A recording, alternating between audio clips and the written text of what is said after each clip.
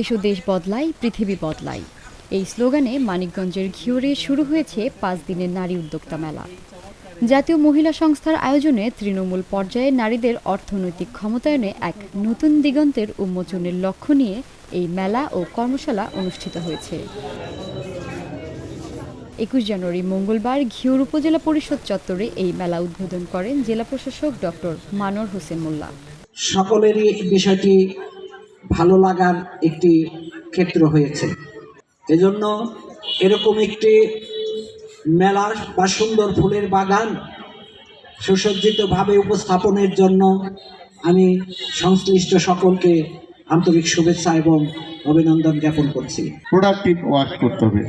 আমরা উৎপাদনশীল কাজ যদি করতে চাই তাহলে কিভাবে উৎপাদন করতে হয় সেইগুলো জানতে হবে। আমরা যদি জ্ঞান জানতে চাই তাহলে পড়াশোনা করতে হবে। আর পড়াশোনা আমাদের থাকলে আমরা যদি দক্ষতা অর্জন করতে চাই তাহলে আমাদের লাগবে প্রশিক্ষণ। মেলায় 20টি স্টল বসেছে। স্টলগুলোতে প্রদর্শিত হচ্ছে উদ্যোক্তাদের বিভিন্ন পণ্য।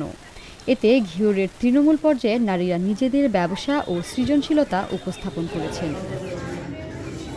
নারীদের জন্য beautification, fashion designing, catering, business management এবং ই-কমার্স, ইন্টারনেট ডিজাইন ও ইভেন্ট ম্যানেজমেন্টের এই 5টি বিষয়ে প্রশিক্ষণ কর্মশালা চলছে।